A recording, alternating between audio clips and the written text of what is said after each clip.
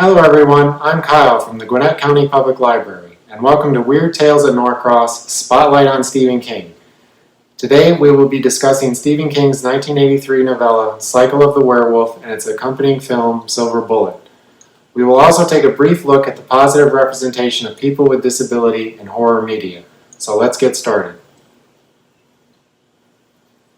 Originally published as a limited edition hardcover in 1983 with illustrations by comic book artist Bernie Wrightson, Cycle of the Werewolf tells the story of a werewolf terrorizing the fictional town of Tarker's Mills, Maine on the full moon of each month.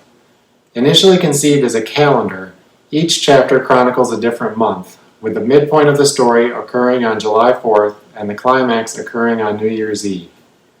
On Halloween, the story's protagonist, 10-year-old wheelchair user Marty Kozlaw, learns the identity of the werewolf and with the help of his sister and reluctant uncle, finally confronts the monster.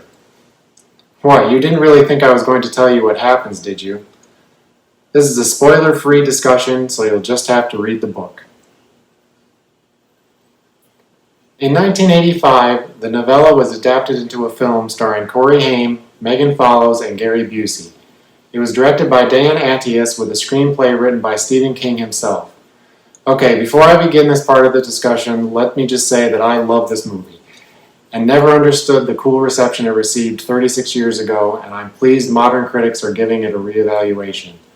A lot of it has to do with relatability. At the time, I was roughly the same age as Marty's character in the film.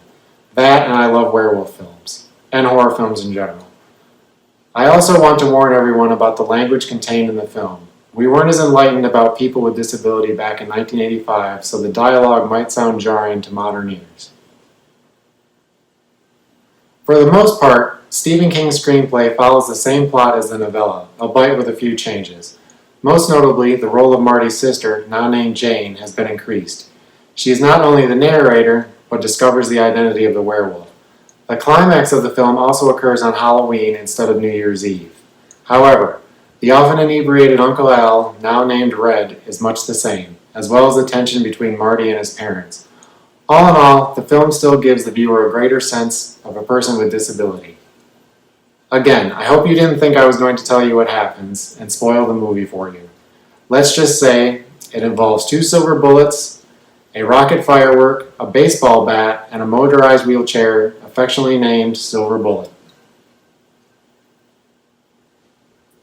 While researching this video, I uncovered 27 other books, films, and television shows featuring people with disability in a positive light. I shouldn't have been surprised though. The horror genre has always been way ahead of the curve in terms of inclusivity, and this is no different. While most of the media I found features actors portraying a person with disability, 5 of them actually cast people with disability in the lead roles. I've seen and/or read all of them but one and recommend them highly. Freaks, directed by Todd Browning in 1932 and based on the short story Spurs by Todd Robbins, the film was initially panned for casting actual sideshow performers in the lead roles. It has since been reappraised and in 1994 was selected for preservation by the United States National Film Registry as culturally, historically, or aesthetically significant. Rear Window, directed by Jeff Bleckner in 1998 and based on the short story It Had to Be Murder by Cornell Woolrich. When ABC decided to remake Alfred Hitchcock's classic film from 1954, they cast Superman actor Christopher Reeve, who was paralyzed from the neck down in a 1995 horse riding accident, in the lead role. From 2011 to 2018, Jamie Brewer, an actor with Down syndrome, portrayed 4 different prominent roles on Ryan Murphy's highly successful American Horror Story. In February of 2015, she also became the first woman with Down syndrome to walk the red carpet at New York Fashion Week for designer Carrie Hammer.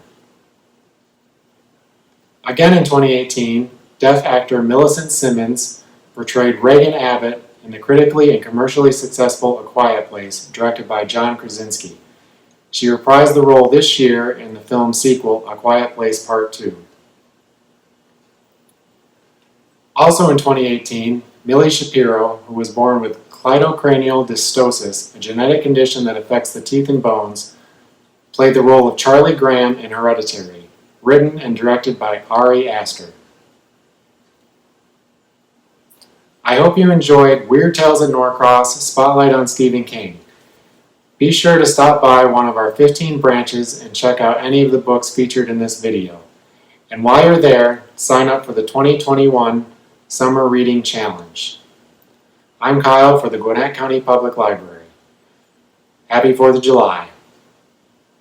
And go watch Silver Bullet. It's awesome.